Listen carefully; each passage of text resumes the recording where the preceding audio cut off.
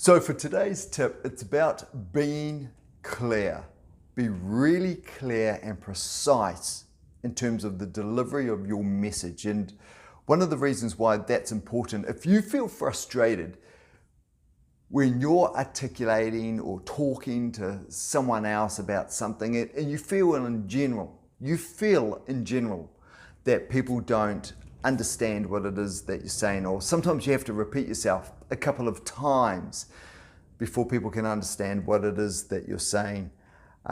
It could be because of this one reason, and that is we're not being clear enough. So the tip is this, and I was actually debating up to just hitting record on this video whether or not I'd share this tip, because I was wondering if it would resonate or not.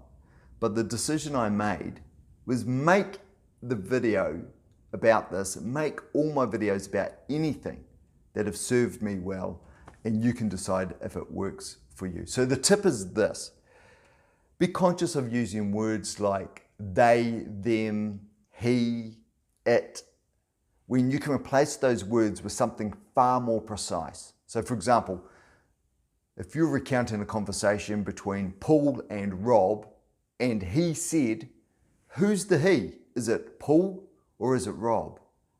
Or when you say it, what is the it? If you're talking about a project management philosophy and then you say it, are you still talking about the project management philosophy or something else that you were talking about before? So be really precise in your language. So every time I send an email,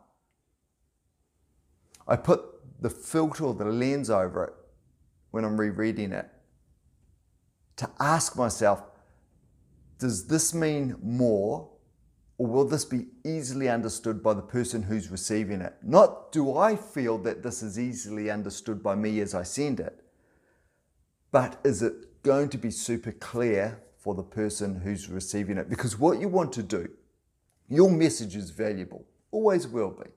There'll be some real nutritional goodness to what you're imparting, what you're sharing. So what can cloud that message is if the person doesn't understand what it is that you're sharing and the power of what you're sharing. So make it easy for them to absorb. And the only way to do that, or one of the ways maybe, is to make it clear. So refrain, and one of my standards is refraining from using words like it, they, them, he, she, when I can use names, if I can describe specifically what it is that I'm talking about. And conversely, I think it's fair for you to request the same. Frequently, if I'm in a conversation with someone and they are talking about that Rob talking to David scenario, and they use the term he, sometimes I need to stop them and go, sorry, here's Rob or David, so it's clear to me exactly what it is, what the scenario is. It's only a really small point. As I say, I was really sort of hesitant to record this stuff because I think, gosh, it's so much on the periphery, but it is really important. It is really important, and it makes an impact.